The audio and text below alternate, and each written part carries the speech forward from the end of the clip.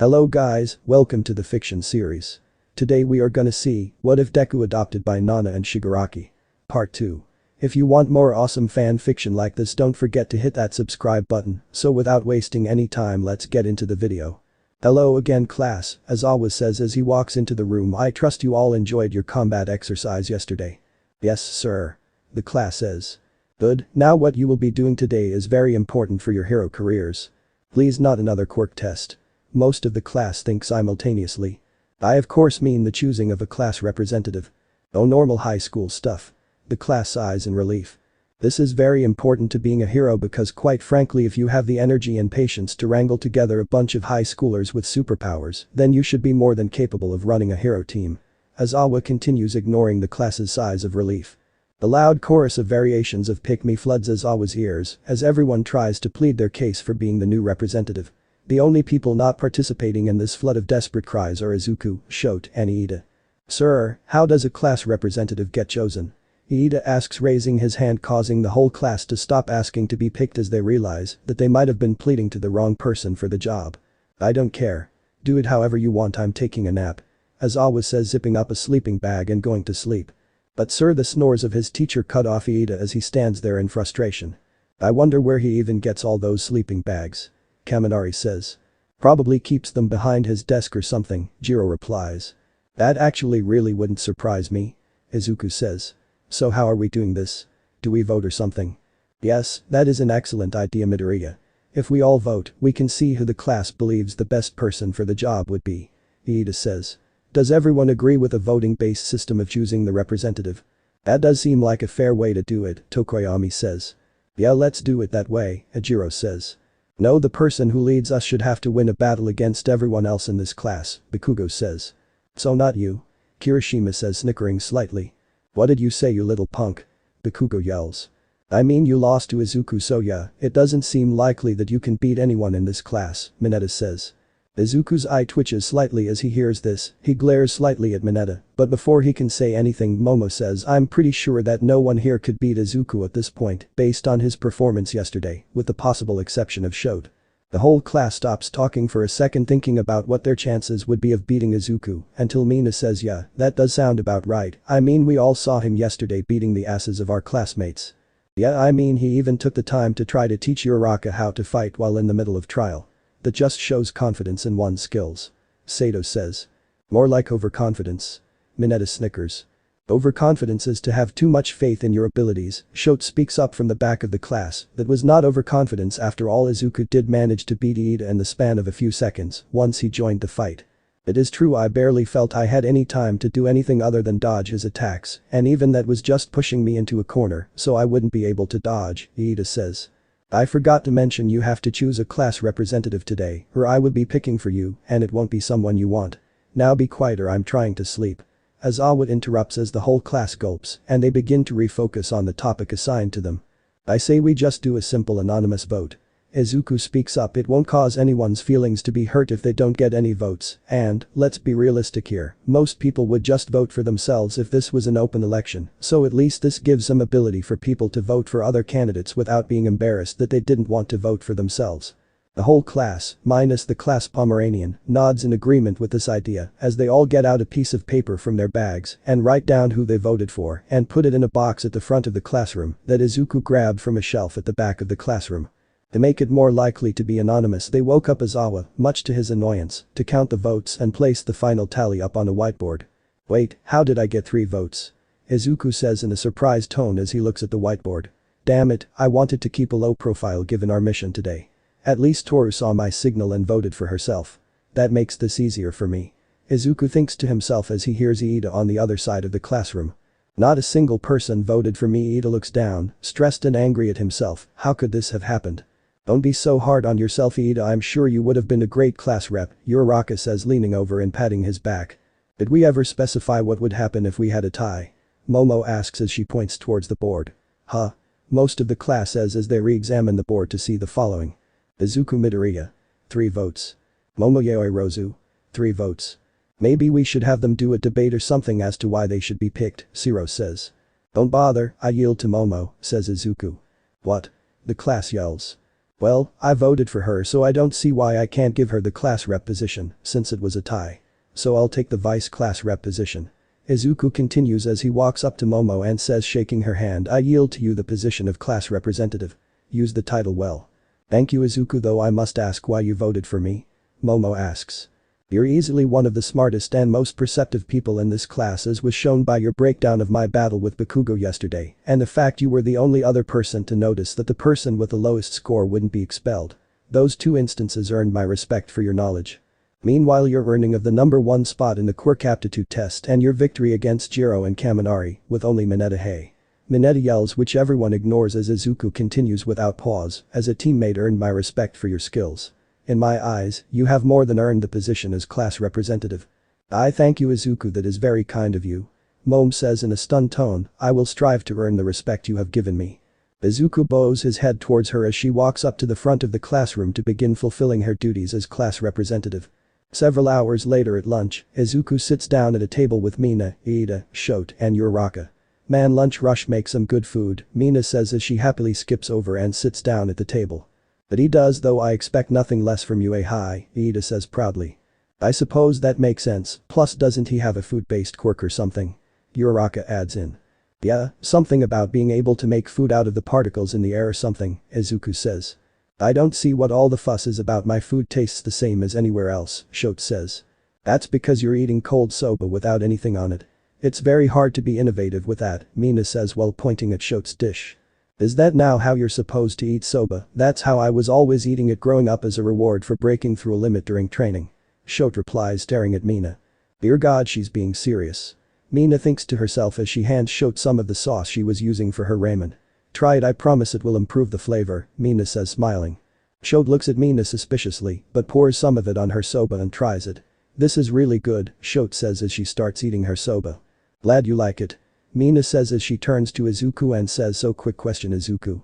Izuku looks down slightly in an attempt to make sure no one sees him blushing. Yes Mina. Would you give up the position of being the class rep? I mean, you caused me to waste my vote on you. If you didn't want it, you should have said something, Mina says as she smiles happily at Izuku, despite her slightly harsh words. Wait, you voted for me?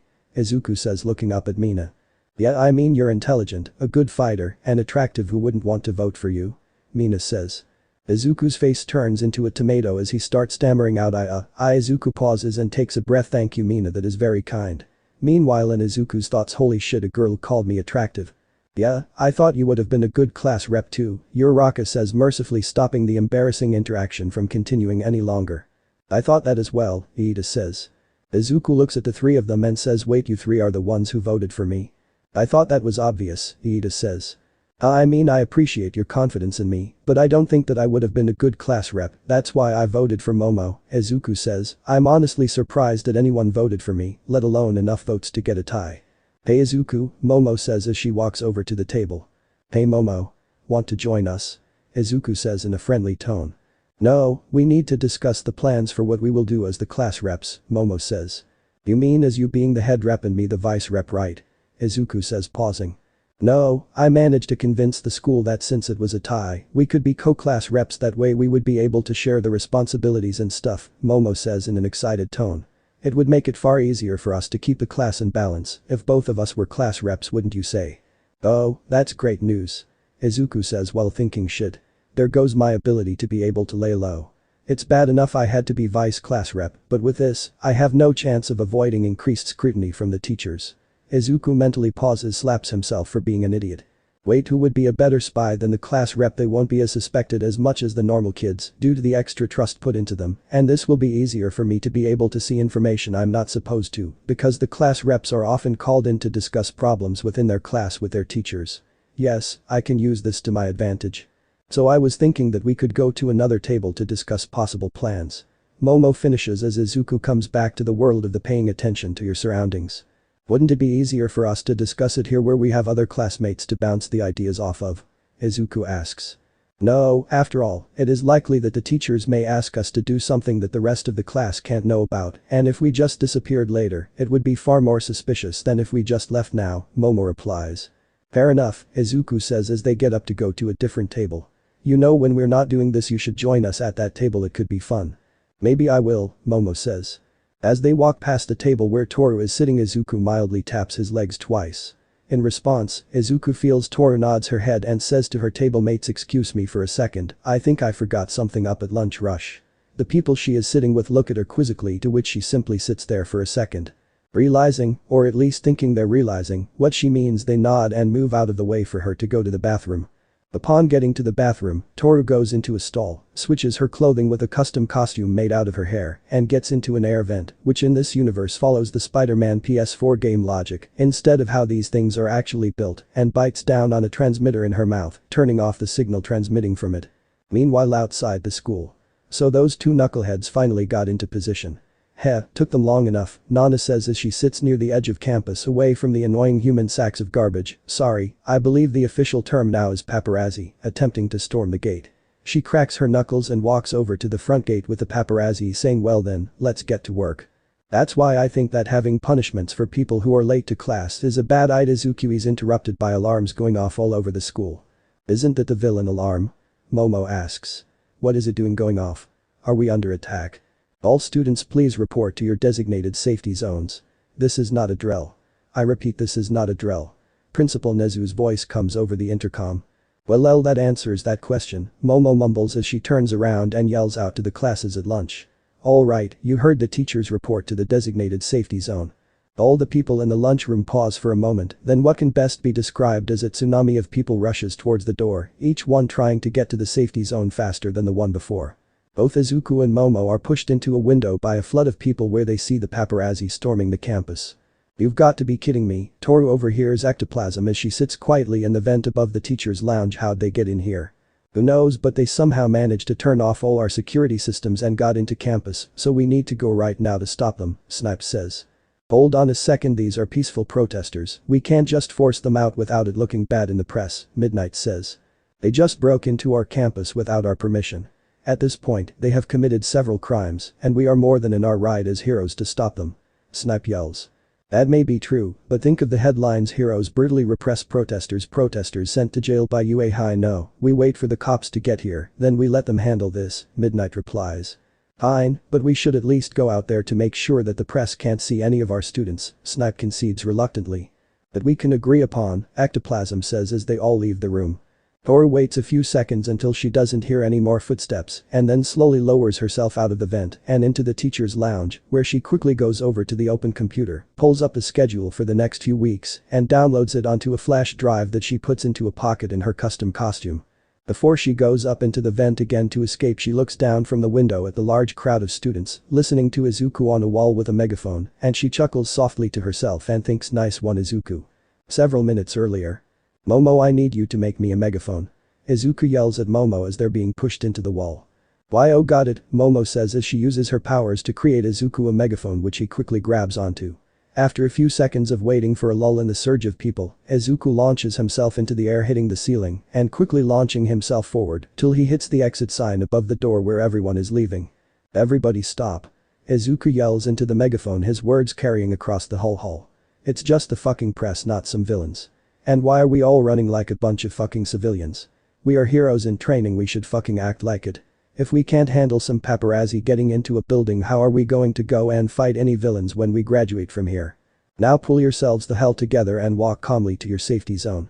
Don't show these goddamn press pieces of shit that we were scared. Hold your head high and get to the safety area." The class of wannabe heroes nod their heads and calmly go to the safety area without any more incidents. As Izuku lands back on the ground, he hears "That was amazing, Izuku." from Mina as she runs up to him and hugs him. Once again turning him into a tomato as the rest of class 1 joins them. "Impressive indeed," Iida says. "Yeah, really manly," Kirishima says. "Meh, it wasn't that impressive," Mineta comments sullenly. "Shut up, Mineta, you couldn't do half of what he just did," Jiro says. "I could," Mineta says in a whiny tone. They all arrive back at the homeroom and sit back in their seats with Izuku trying very hard to stop blushing. However, as Izuku looks over at Toru's seat and sees her back in her chair before the rest of them, he feels her nod slightly, making him feel much calmer, knowing their mission was completed. "Wait, how'd you get back before us, Toru?" Momo asks. "I was using the bathroom when the alarms went off, so I didn't have to go through the crowd of giant people to get back," Toru explains. Momo nods as she does remember seeing her leaving the cafeteria when she was talking with Izuku about potential things to do as class reps. Hello everyone, sorry for that interruption to your lunch. It seems that the press managed to break into campus by turning off our security system, so we had to deal with that. Nezu's voice comes over the intercom.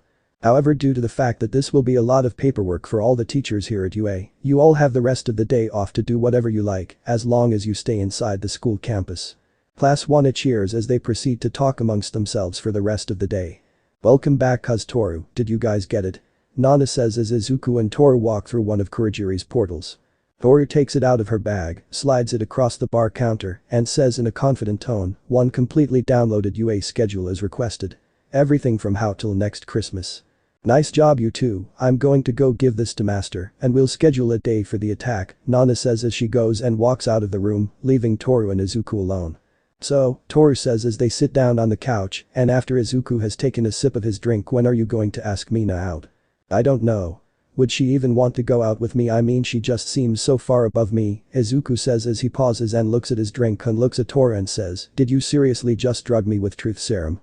Yes, now I think you should ask her out tomorrow, after all she seems to really like you, Toru says, nonchalantly skipping over the questionable efficacy of the drugging. I mean, they are villains, so what ethics really? Wait, she does? Izuku turns towards her stunned. Dude, you need to be less dense. I mean, Jesus, I thought they only made bad comic book characters this dense.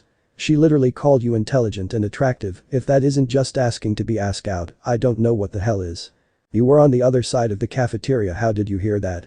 Izuku says, avoiding the insults entirely. She told me during the free period, but back on topic, ask her out. Toru yells at him. Did you start the truth serum intervention without me? Dang it Toru, I told you to wait. Nana says as she walks back into the room sans flash drive. Now then Izuku, tell me about Mina. She's beautiful, kind, and outgoing. Just the most amazing person I've ever met. Izuku says as he struggles against the truth serum. Nana whistles as she says, well, then ask her out. I mean, if you like her and based off of what Toru has told me she likes you, it seems like this should be easy. Much as I would like to, wouldn't that cause a problem with the mission, since there would be a conflict of interest, Izuku says, confidently, thinking he found a loophole to get out of this conversation. If you are in a romantic relationship with her, it would actually cause you to be more likely to convince her to join our side, so no it wouldn't be, Toru says. But shit. I ran out of excuses. And it's not like I don't want to ask her out, after all she is so pretty and kind and sweet shit. Izuku says. What's wrong cuz? Nana asks as she leans forward slightly with her face slightly more serious as she thinks there's a problem. Izuku looks up at Nana and says, I think I love her. Nana smiles as she grabs Izuku's shoulder and whispers in his ear, well, then Izuku, let me give you some cousinly advice. Ask her out. Jesus, you don't need to yell, Izuku says as he rubs his ear. I mean, I just would she even? Yes. Toru yells. But Izuku begins to say. No, here is what you are going to do Izuku. I have Mina's number because I talk to people and I have everyone in a group chat. Toru says. Wait, how did you get my number? I don't even have a phone. Izuku interrupts. I managed to convince Master to get you a phone, since most high schoolers have one. Nana helpfully answers. Now then, you are going to text her right now and ask her to go out with you tomorrow night. Then we are going to help you plan the best date you can think of for the rest of the night. Toru says. After several seconds of pause, Izuku sighs and says, fine. I'll ask her out. Conversation via text. Izuku. Hello Mina. Mina. Yes, is this Izuku? Izuku. Yes. Mina. So what's up? Izuku. I would like to go out with you tomorrow night. Mina. Izuku, are you asking me on a date? Izuku. Yes. Mina. Then yes, I'll meet you tomorrow after school. Izuku. Okay, I will see you tomorrow. Mina. See you tomorrow handsome. At the Ashido household, a high-pitched squeal of joy rang through the house as Mina began to plan her outfit for her date the next day with Izuku. Meanwhile, at the League of Villains headquarters, hours of what can best be described as pain commenced as Izuku was put through the ringer on what he was going to do with Mina on the date. Okay, class, I think that's enough for today, Aizawa says as the class sits panting, with a few exceptions, from the large amounts of exercise they just completed. Sir, might I ask why we are doing training without using our quirks? Ida asks in between shallow breaths. Because just because you have quirks doesn't mean you use them for everything, Aizawa says. A large part of this job is simply running through the streets or helping innocents with smell-level problems like carrying groceries for a grandma crossing the road or helping a kitten out of a tree. That is what these exercises are for. After all, what is the point of training you to fight if before you even get halfway through your scheduled patrol you can barely walk anymore from exhaustion? Now then all of you hit the showers, most of you stink like hell, then feel free to go home or whatever, I'm going to bed. The class nods as they begin to go to the showers. That was a nice warm-up, Izuku says as he starts stretching his arms and hands. What is wrong with you? Mineta and Kaminari scream at Izuku. How was that a fucking warm-up? Mineta yells at Izuku. Yeah, I can barely feel my legs anymore. Kaminari screams. Izuku shrugs and says it wasn't that hard compared to what I did for training. What the hell did you do for training? Drag airplanes around on runways. Mineta says, still panting as they get into the restroom. No fully loaded container ships, Izuku says deadpan as he walks to his locker, grabs his bag, and enters the shower. About 20 minutes later Izuku walks out of the shower stall to see everyone else dressed. They all look at him and Kirishima whistles and says, so what's the special occasion? Wearing a black three-piece suit, a dark red tie, and a Patex Philippe watch, all gifts from Afo, who took it upon himself to give Izuku a set of tailored suits for his birthday while he was training with Razor. Izuku looks up and says while nervously adjusting cufflinks one last time, I have a date tonight. Meet with who? Kirishima asks as Mineta and Kaminari fall to the ground in anime style with blood rushing from their noses. Mina, Izuku says, blushing slightly. Ah, that was what the high-pitched scream was about yesterday, Kirishima says, nodding as all of the men of class 1 with the exceptions of Mineta, Kaminari, and Bakugo start congratulating him. The what? Izuku asks. Oh, we're next door neighbors, and yesterday there was a high-pitched scream and I came over to see if a villain was attacking. Kirishima explains. I come into her room and see that there's nothing there and she's on her bed staring at her phone in pure happiness. When I ask her what happened, she tells me that something exciting happened and that she's fine and I can go back to bed now. I took it as she got tickets to see Taylor Swift or something, but getting a date with the guy she's been crushing on since the entrance exam makes sense too. Wait, since the entrance exam? Izuku asks. Yeah, you saving her that day from the zero-pointer made a lasting impression on her. She hasn't shut up about you since when we have talked, Kirishima says. Oh, Izuku says, his face turning more red than a tomato. That's very nice to hear. Anytime, man, Kirishima says, oblivious to the fact that Izuku is now nervous as all hell that his plans for the evening won't live up to Mina's expectations. Izuku then feels a hand slap him on the shoulder as he turns and sees Bakugo standing beside him. What do you want, Kakin? Izuku asks politely while slowly adjusting his arm to prepare to throw Bakugo onto the ground if need be. I simply wanted to say this, Bakugo says as he forces Izuku to face him. Don't fuck this up because you will likely never get an opportunity like this again. Izuku blinks for a few seconds before he says, Kakin, did you just act kindly towards me? Shut it, Deku. Bakugo yells at Izuku. Ah, that's more like it, Izuku says as he rubs the ear Bakugo yelled into. Well, anyway, I have to go, Mina is waiting for me. Have fun on your date, Kirishima says as he waves to Izuku. Yes, enjoy your date, Ida adds. How did he get a date before us? Mineta asks Kaminari as they sit down on the floor, hands holding their heads in shock. Because you two are worthless idiots, Bakugo says to them. Hey. Mineta and Kaminari scream. 5 minutes earlier. So, where do you think Izuku will take you for your first date? Jiro asks Mina as she sits in a makeup chair with Uraraka and Toru helping apply the makeup. I don't know, hopefully somewhere fun or nice, Mina replies happily as she finishes putting on the last bit of eyeshadow. I really don't see the need for all this gossiping, Momo says as she sits at the end of the locker room, reading a book about how to be a class representative. Nor the need for all the makeup, Shote says as she finishes doing cool down stretches for the workout. You two need to go out more, the gossiping is half the fun, Toru says in a happy high-pitched tone as she finishes with a blush. Not to mention the makeup will help make her look more stunning than she already is, Uraraka adds as she finishes the nails. They're perfect, Toru says as she backs up, seeing her work in its entirety. If this doesn't cause Izuku to fall off his feet in pure beauty shock, I don't know what will. Mina gets out of the makeup chair, goes to the exit to the locker room, and says, okay, wish me luck on my date. Mina's brain turns itself off as she sees Izuku standing there leaving the men's locker room dressed in his suit. Must resist urge to droll. Mina thinks to herself as she walks up to him. Izuku turns and looks at Mina and says, ready to go, Mina? Mina nods a few times with heavy blushing and says, yeah. By the way, how do you like my dress? Mina spins around a few times before looking at Izuku. You look beautiful, Izuku says as his face turns into a tomato. Mina was in a long dark blue dress that flowed perfectly to a few inches above her heels. Actually, you know what, screw this, I'm just using other materials as reference, think Jessica Rabbit outfit except blue, and there is no large slit down one of the sides wearing yellow eyeliner instead of blue. Is that a Patex Philippe? Momo asks as she walks out of the women's locker room behind Mina. Yes it is, Izuku says.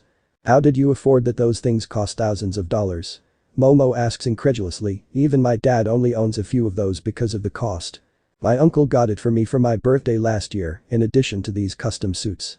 He owns a few large companies so he was able to afford it, Izuku replies while still looking at Mina. Oh, who is your uncle? Maybe he and Momo's words fade as Mina turns slightly and glares at her in the thou shall not intrude on our date type of glare. Maybe we can talk about that later. In the meantime, have fun on your date, you two. Thanks, Momo, Mina says as she and Izuku start walking towards the exit of the school. One cab ride later they arrive at their destination. No way you got us into Ergawa. Mina says in a surprised yet excited tone. Yeah, I figured since it would be our first date I'd take you out to somewhere special, Izuku stammers out. Why do you not like it? I mean we can always go somewhere else or… It's amazing, Mina interrupts looking at Izuku with pure love. I couldn't think of a better place for our first date. Izuku smiles and looks down saying, I thought you might like it. As they walk into the restaurant and go to the host stand, Izuku says high reservation for 2 under Midoriya. The host looks up and says aren't you a bit young to be dining here sir? I made a reservation and I am here to eat. Does it matter to you if I'm a bit young? Izuku asks staring down at the host. If you can't pay, then yes it does matter, the host replies. The manager turns the corner to see Izuku and Mina there and he quickly comes up and says, ah, Mr. Midoriya, we've been expecting you, please come this way. Sir? The host says in a questioning tone. Shut it and go do something else. The manager hisses at the host who promptly scrambles to go do something far away from there. I am so sorry sir. I will have him fired at once for questioning you. The manager says while walking them to the table. Don't bother, it's fine, I can understand his confusion if I was in his position, no need to do anything drastic over an honest mistake, Izuku says smiling at the manager. The manager nods and says, of course sir. Of course, we will have your meal half off for the inconvenience. Thank you, Izuku says nodding at the manager who promptly scurries away from the table. So what was that about? Mina asks in a confused tone, wondering why the manager seemed so afraid of Izuku. Oh, it's just that my uncle had half ownership over the restaurant, so they were concerned over me telling my uncle about the bad host, Izuku says in an embarrassed tone, while trying very hard to not give away the other parts of his uncle's job. That's cool. So what exactly does your uncle do? Mina asks in a curious tone. He's a business investor, Izuku says quickly reciting the half-truth that he was instructed to always say when asked about his uncle's job. He partly owns shops, restaurants, things of that nature, all over the country. That's neat. It must have been cool growing up with someone like that around. Growing up, Mina says as she looks around the restaurant in awe of its fanciness. He never really came around that often when I was a kid, it was only after my mother, well, he went and took care of me after that, Izuku says. Oh, I'm sorry, so he was the one who went and paid for your training? Mina asks. Yes, he paid my tutor who went and taught me everything I know, but enough about me. What's your family like? Izuku asks. Oh, nothing special really, just me and my dad trying to live out our lives, Mina says, her smile faltering slightly under the questioning. Abusive mother? Izuku asks. Mina looks up frantically and says, how did you? Your smile, Izuku says, interrupting her. Mina pauses and looks confused as she asks, my smile? When it was brought up you were trying to keep your smile up despite the bad circumstances, and well, I know that look all too well. I used to have it nearly every day of my life, so I kinda knew it was someone abusive, and since you didn't mention your mother, I kinda sorry for bringing it up. It must be a tough subject. Izuku says in a melancholy tone. No, it's fine, she hasn't been around for a long time, and it was kinda sweet being able to tell just by the differences in my smile, Mina says looking up at Izuku. Hello, I am Sachi, I will be your waiter this evening, can I interest you in any appetizers? A waiter walks up placing down a bottle of sake on the table. Oh, I'm sorry, I haven't even looked at the menu yet, Mina says slightly flustered as she looks down and sees the prices on the menu. Jesus Christ, it makes Disney look like a non-profit organization. Mina thinks to herself as her eyes widen to the size of tea saucers.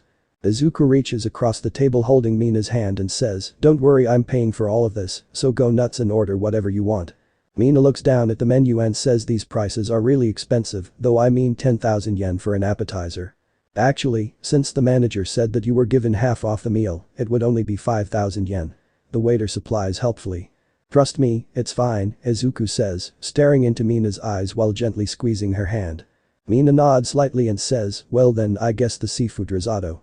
I'll get the lobster bisque, Izuku says. Of course, I will go put that in and then I will come back for the next portion of your meal. The waiter says quickly walking away to put the food in. Wait, next portion? Mina asks. Oh, you get an appetizer, entree, 2 sides, and a dessert when you come here, Izuku explains. Mina starts to become panicked as she starts stammering out, wait, how are we going to eat that much though, and how will it affect our training, and how will it affect SHH, Izuku says. What is the point of life if you don't live it to its fullest extent? So what if we overeat today and it causes us to be slightly slower in our training tomorrow? That's the point of training. Life is short and it'll surprise you how quickly the end has the potential of coming. You need to spend every day enjoying your life, Mina. After all, there's no way of knowing if this happy moment will be your last. Mina looks at Izuku for a few moments, smiles with a slight blush, and squeezes Izuku's hands, saying yeah, I suppose that makes sense. So how does it look like it's going? Toru asks Nana as they use binoculars to see the 2 lovebirds eating at Aragawa. Fun fact, in the real world Aragawa is one of only 138 restaurants to have earned 3 Michelin stars. That has absolutely nothing to do with the story, but I did a bit of research trying to find a restaurant in Japan that would be overly fancy for a first date, and I found this out, so I figured I would share anyway. Back to the story. They seem to have already finished the dessert and they seem to be enjoying themselves quite a lot, Nana replies as she hands over the binoculars. They do seem to be having a lot of fun, Toru says as she looks through the binoculars. Is it really necessary to spy on them while they are on a date? Kurogiri asks. Yes. Nana and Toru say to Kurogiri. How else will we be able to tease him later? Nana says. You realize that if he knows that you spied on him he will likely cease telling you about his dates, right? Kurogiri says. Nana looks over at Kurogiri and says dismissively, you say that like I can't just get Toru to get Mina to talk about the date. They've finished eating and are leaving, Toru reports from the edge of the roof.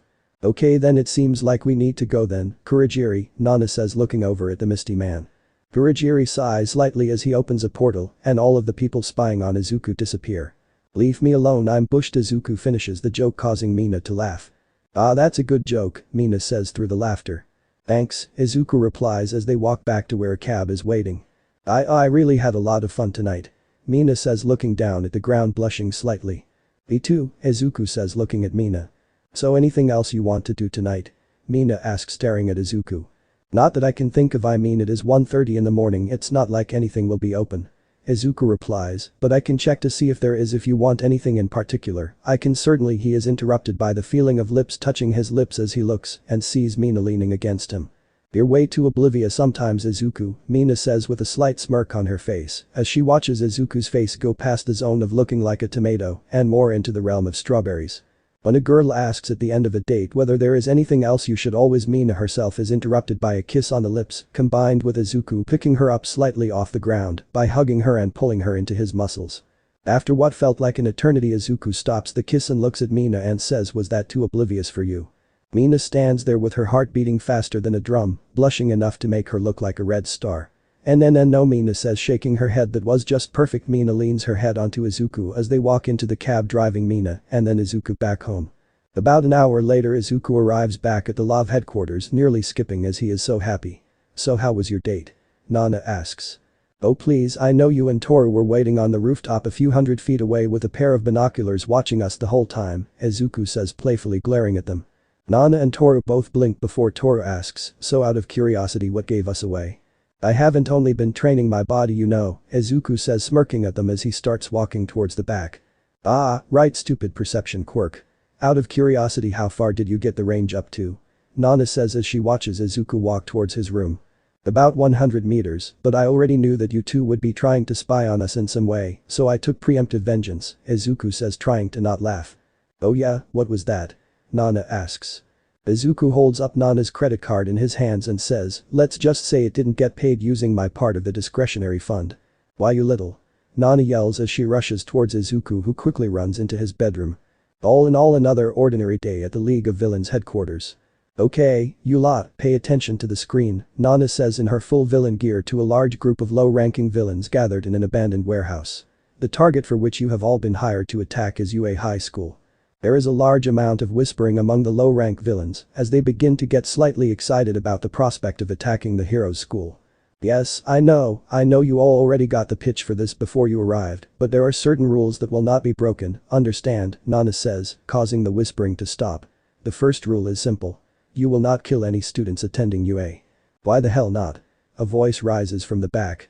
Because we have spies in the UA student population giving us this information, and due to the risk of being captured, we will not be telling you who they are. Hence we're just giving a blanket rule of not killing the students, Nana says, answering the question from the person in the back.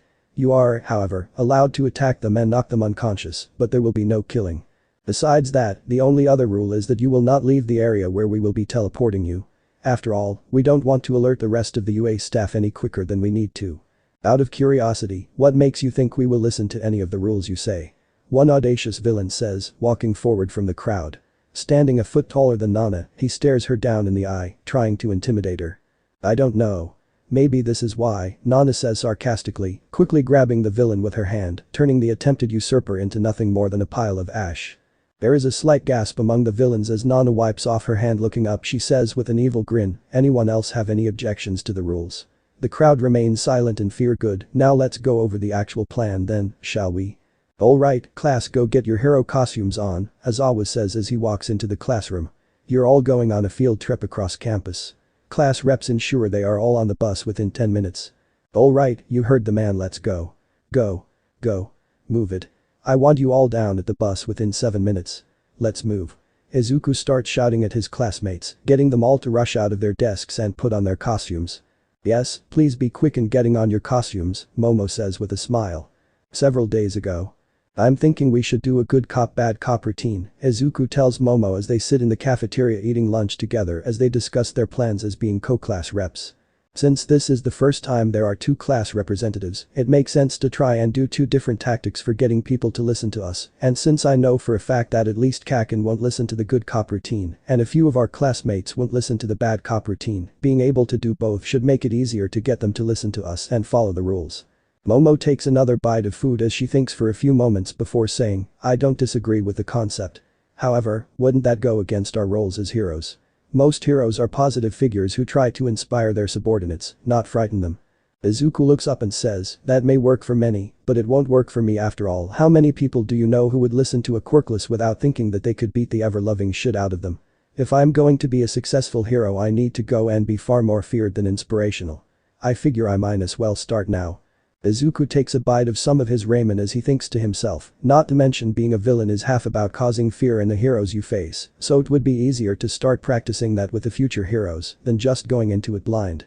Momo nods and says, I suppose that is true, so if you're doing bad cop, I guess I'll do good cop. Momo takes a sip of her drink and continues, you know, maybe it would be easier if we just did these meetings at my house, it would make it easier to avoid the attempted eavesdropping from Kaminari behind that bush. Said bush quickly ruffles as if it is surprised as Kaminari gets out of it and asks, how did you know I was there? Your hair is very distinctive, Momo says with a smile on her face. Well, I appreciate you caring about the activities of the class. It is unappreciated to have people eavesdropping on our conversations. If anything important comes up, we will be sure to tell the class soon after, okay? Kaminari nods and walks away as Izuku looks at Momo and says with a slight smirk, I think you'll be very good at this good cop routine. Back in the present. Good, a full minute ahead of schedule. Most of the time class reps barely get them on board by the time the bus starts moving. Aizawa thinks to himself as he walks onto the bus. Alright, class, it will take about 5 minutes to arrive. Until then, please be quiet, and the loud talking among his class drains out Aizawa's voice as he sighs and points for the driver to start going forward. So what do you think we're going to be doing? Mina asks Izuku while leaning up against him. Probably some type of training, Izuku says as he starts blushing due to the proximity of Mina. They didn't tell you? Iida says as he sits down on the bus. I figured that they would since you're the class reps. No, we had no idea, Momo says glancing up from her book. I guess they didn't want us to know what the surprise was either. Well, it's probably going to not be combat training, since we didn't have to get onto a bus for that last time, Shote said, adjusting her outfit slightly. It doesn't matter, Bakugo yells over, interjecting into the conversation. I'm still going to beat all your asses. Izuku rolls his eyes and sarcastically says, sure Kaken, whatever you say. What did you say, punk? Bakugo yells at Izuku, holding his hands up, causing little explosions. No fighting in the bus, Aizawa says without getting up from his seat where he has curled up into a little ball to try to sleep. Bakugo looks forward and pauses momentarily before he feels Kirishima grabbing his arm. Bakugo scoffs slightly and says, TCH. You're lucky that there's a teacher here, Deku. Before sitting back in the chair. A few minutes later, the bus arrives at their destination and the students assemble outside of the bus. Aizawa walks before the class and says, welcome students to the USJ. Universal Studios Japan.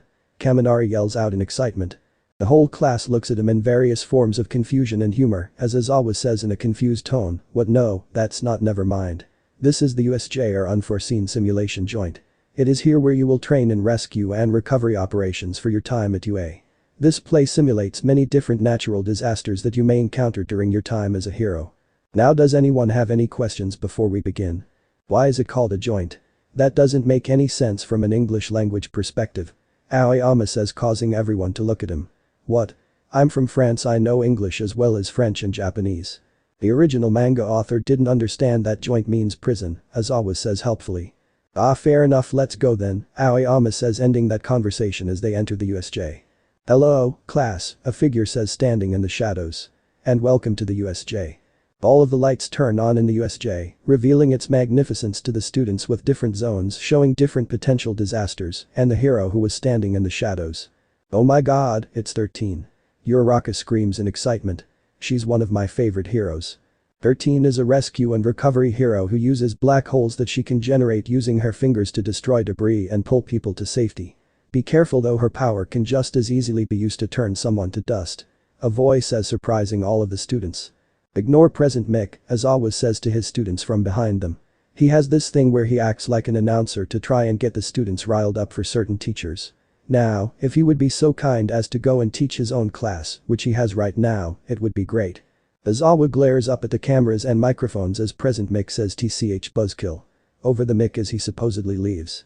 "Now then, each of you are going to be performing rescue operations in each of these zones, which include," 13 says, pulling the conversation back on track as Aizawa walks next to her as she points to each zone as she says. "The Ruined City Zone, where you will be put into a city that has recently suffered from a disaster in which you will need to pull out civilians to rescue them. The Landslide Zone, which simulates a landslide in a hilly area that has buried a small town. The Mountain Zone, which simulates a rocky mountainous area filled with cliffs and ledges that you may need to find the civilians you need to rescue. The Conflagration Zone, which simulates a city that is in the middle of a dangerous fire that you will need to put out to rescue the civilians. The Downpour Zone, which simulates a city in the middle of a hurricane during which you will need to rescue the people before their houses flood and drown. And finally, the Flood Zone, which simulates a potential disaster at sea that you will need to rescue the sailors before their boat sinks or runs into one of the myriad of obstacles. Now all of you take a few minutes to prepare while I discuss something with Eraserhead."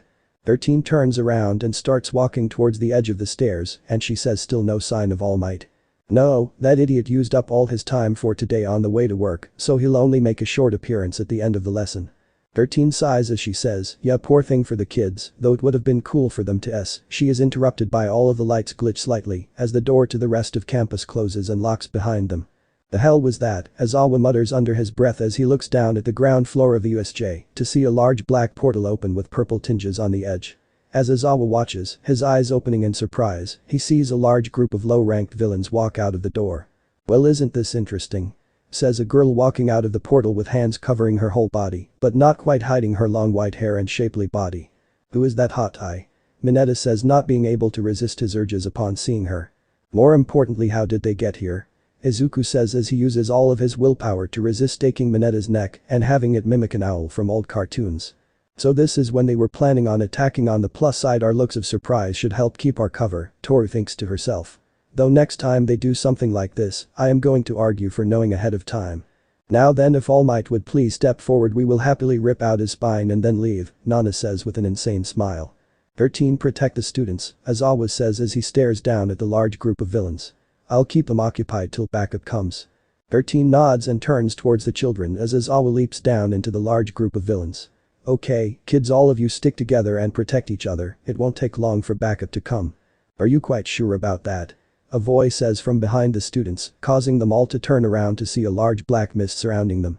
"Ah, I see, All Might isn't here today. Well then, I suppose we should try dragging him here quickly." 13 raises her hand to start attacking Kurogiri, but before she can, Bakugo yells, "You aren't worthy of All Might's attention."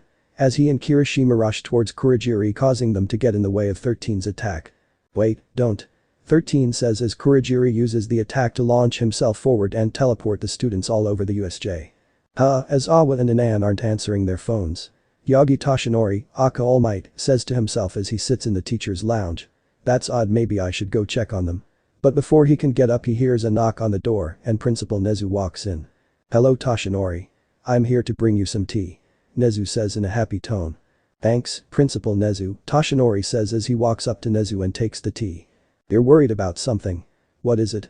Nezu asks Toshinori as he sits down on the chair across from him.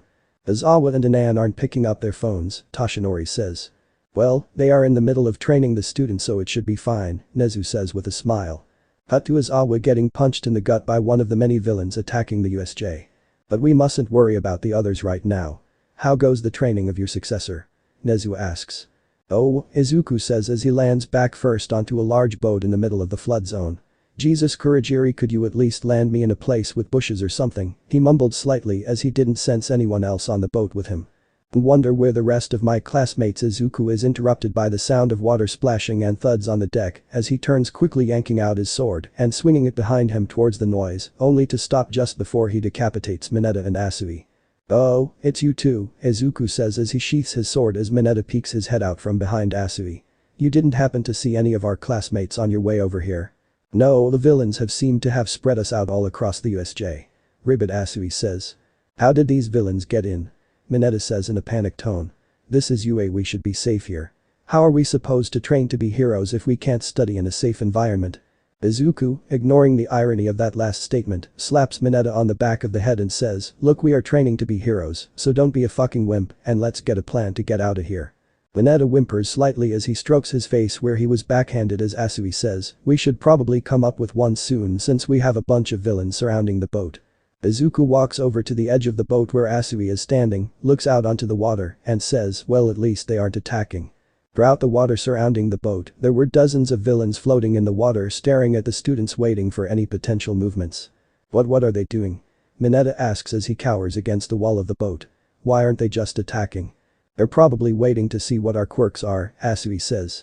"That makes sense, for all they know we're the three most powerful fighters in the class and could beat them senseless in a flash if they came aboard," Izuku says in agreement with Asui. "We're so dead," Mineta says staring at the ground. "None of us are powerful enough to beat them. Why did I become a hero in the first place if it was this much hard work?" As Asui and Izuku stare at Mineta fully taking in his sheer uselessness, Izuku thinks to himself, "Well, at least I can scratch one person off the list for potential turncoat. This idiot wouldn't last a half hour as a villain before breaking."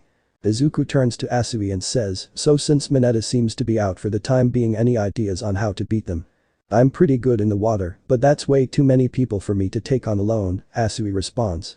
"Do you have any gadgets in there that could help take them out?" Izuku shakes his head and says, "None that won't equally inhibit what you can do in the water. They didn't add most of the weapons I asked for in this suit, so I don't have any long-range weapons besides a taser and some throwing knives that I bought this weekend." "Do you have any skill fighting in the water?" Asui asks. "Some, but it was one of the few areas where my training was lacking, since the assumption was if I ever got into a fight and I was pushed into the water, I was greatly outmatched by my opponent and I should just concentrate on holding my breath long enough to have them think I was dead and then swim to shore to retreat to live another day," Izuku responds. "Any suggestions then on what to do, Izuku?" Asui asks. "Leave Mineta as bait and retreat to live another day," Izuku says, shrugging. "Hey!" Mineta yells. "That's not funny, I'm having a serious mental breakdown here. This is literally the textbook definition of what being a hero is," Izuku says. "If you can't handle this, you should really just quit the hero program, and now this clearly isn't the place for you." "Well, what do you know, you're just some quirkless loser who managed to get in due solely to luck." Mineta screams at the top of his lungs. A loud thud is heard from behind Mineta as a villain turns towards Izuku. "A quirkless hero, who would have thought that possible? I guess it is true that heroes are losing their senses." The villain walks towards Izuku, his shark-like features on full display as he says in a mocking tone, "What you gonna do, kid? I'm a B-rank villain, none of your attacks will be worth shit on me. But I'll be kind, I'll stand here and let you hit me." Izuku looks at Mineta and says, "I'll deal with you later. Now then, Mr. High and Mighty B-rank villain, due to your kindness in letting me hit you, I'll be kind and break you quickly." The B-rank turns and laughs as he says, "What do you think you're?" He is interrupted by a fist, causing his head to snap back as he flies into a nearby wall. As the villain's newly remodeled unconscious body falls to the floor, Izuku turns and says, "Well then, since Mineta went and forced out my secret, let's go and finish this." Reaching into one of the many pockets in his suit, he pulls out a jar and says, "They may not have let me get much of the gear I wanted, but they did leave me pockets to store items, so I decided to bring in one of my tutor's inventions, which should help us fight." Throwing the jar into the water, Izuku turns and grabs Asui and forces her down to the floor as all of the water surrounding the boat catches fire and causes a large explosion to fill the area. "What was that?"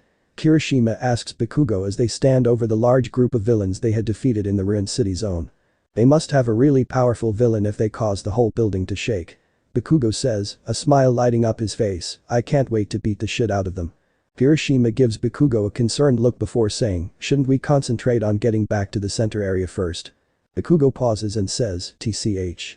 Fine, we'll go back there first, but then we're finding whoever made that noise and we're going after them. Kirishima sighs lightly and nods, taking into account the small victory as good as they rush towards the exit of the zone. Izuku Mina says, looking out to where the water exploded. Wait, how do you know it was him? Ida asks.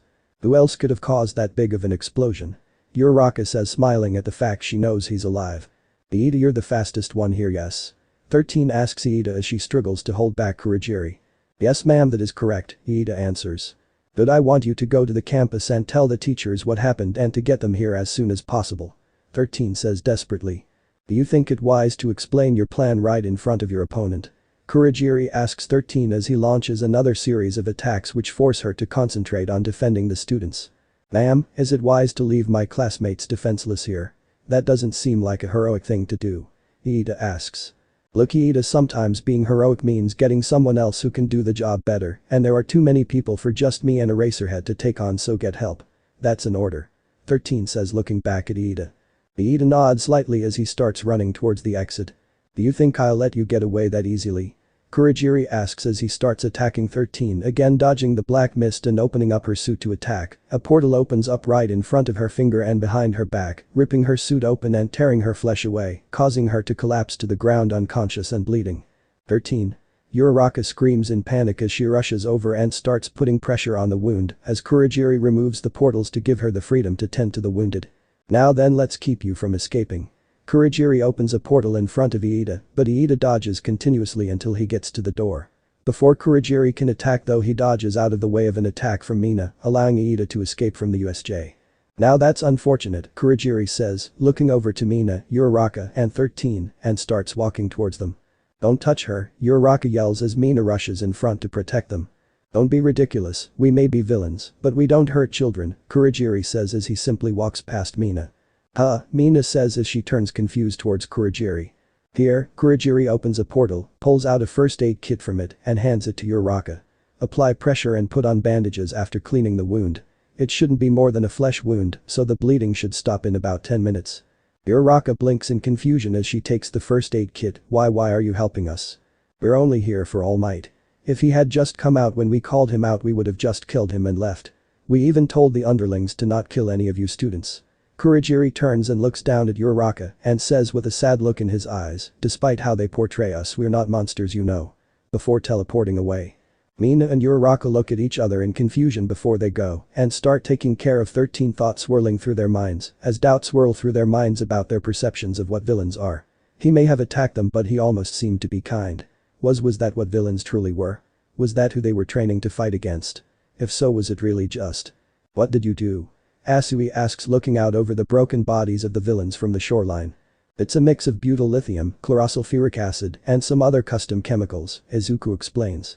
Basically what it did was it expanded the chemical all across the water, and then the butyl lithium set the water on fire, and the chlorosulfuric acid caused the water to greatly expand in a large explosion, causing the water to hit everyone who didn't have some kind of protection.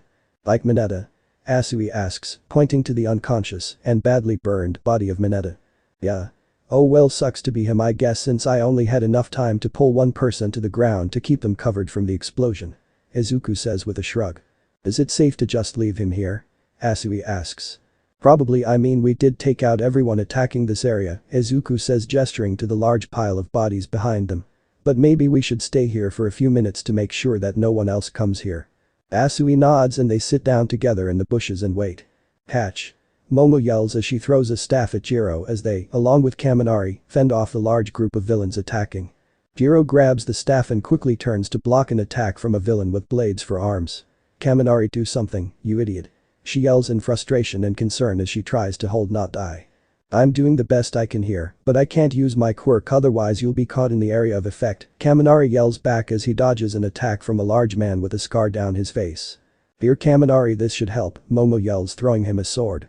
I got the idea from Izuku, now pour some electricity into it and start slashing, and it should work like a taser. Kaminari smiles and says, now we're talking, let's do this. He pours about 10,000 volts of electricity into it and starts swinging at the bad guys around him before falling face first on the ground from losing his balance. Oh, how does Izuku use these things? They are so unwieldy, Kaminari complains as he manages to barely block a blow using the sword, causing the villain to collapse to the ground in shock. Damn it, Momo thinks to herself. I thought that would work, but I failed to take into account the high levels of training needed to wield a sword to its full effect instead of using the Rei Skywalker baseball bat method. Okay, think if Kaminari uses his area of effect attack, it would cause damage to us, but not if we had some sort of lightning rod. No, that would protect the villains too. Oh, I know an insulator. Momo concentrates on making a large blanket with lots of insulation, and after a few seconds, it pops out of her back and covers her and Jiro. Kaminari, use your attack now, don't worry, we'll be fine, Momo yells to Kaminari as she and Jiro pull the cover down on top of them. Alright then, here goes everything, Kaminari says as he releases a large volley of electricity as he screams. 3 million volts. Causing all of the villains to collapse to the ground. Jiro and Momo get off the ground, and Momo says, well done Kamin, what happened to you? Kaminari was standing there walking around the area with a dumb expression on his face and acting like his brain had turned off, which it had. Hahaha. Jiro starts laughing uncontrollably as she looks at Kaminari and says, oh, so this is why you never used this in our first battle. Hahaha. Oh, this is way too funny. Hahaha. Man, I haven't felt that much electricity in a while. A voice says from the ground as one of the villains gets up off the ground. But I'll be damned if I didn't say that was impressive, kid, but that seems like it was your limit. The villain looks up at the two remaining heroes and says, but unfortunately for you two, that wasn't mine. Aizawa stands in the middle of the courtyard practically panting from exhaustion before gritting his teeth and rushing towards the villains and attacking again, dodging and weaving as he uses his quirk and scarf to defeat villain after villain. Get away from our teacher. A voice yells out as Aizawa turns and blinks at the sight of Bakugo and Kirishima running towards him, but before he can do anything he is slammed into a wall by a large fist, shattering most of his bones upon impact. So your quirk is based on sight, is it? Nana says, standing over Aizawa's broken body. Well, unfortunately for you, Nomu here is immune to such quirks as yours. Standing next to Nana is a large bird-like creature much taller than all the other people in the area. Numo, do me a favor and knock this one unconscious, otherwise he may be a problem later. Aizawa tries to move, but he is too slow and is hit in the head with a punch from the large beast, sending him out of the realm of the living and into unconsciousness. How dare you do that to our teacher? Kirishima yells as he and Bakugo go through villain after villain, rushing towards the main boss. I'll do whatever I want, I am a villain after all, Nana says, looking over at them, the smile leaving her face as a sneer takes its place as she glares at Katsuki Bakugo. 3 days after Izuku joined the League of Villains. I don't understand how you are so bad at this, Nana says as stands over Izuku during one of their training sessions. I mean, I'm purposefully moving ridiculously slow so you can dodge, but I still keep on getting you. Sorry Nana, Izuku says as he stares at the ground. Okay, that's enough you two, Razor says from the other side of the room. Take a 2-minute break, then we'll start again. They both nod and Nana walks over to the side of the room where the waters have been set up. Izuku grabs some water, drinks a sip and dumps the rest over his head, causing him to realize that there is a hole in his suit given to him for training. I've ruined it, Izuku says to Razor. Nana walks over and says, don't worry about it, we have those by the hundreds, I'll just disintegrate it. Before Izuku can do anything, Nana grabs his shirt and disintegrates it. Nana gasps as she sees Izuku's body covered in hundreds of scars, burns, and bruises. Looking over at Razor, she says, what the hell? What have you been doing to him? Izuku grabs onto Nana and says, no, this wasn't her. Nana glances back at Izuku as she leans down in sympathy for her younger cousin and asks, then who was it? You bastard, Nana snarls at Bakugo, causing him to get a confused look on his face. I'm going to fucking kill you. And she launches herself at Bakugo, intent on avenging her cousin. So this part ends here. Alright, that's it for today's video guys, let me know in the comments section how was the story, and also don't forget to like, share and subscribe. I will meet you in another video, bye bye.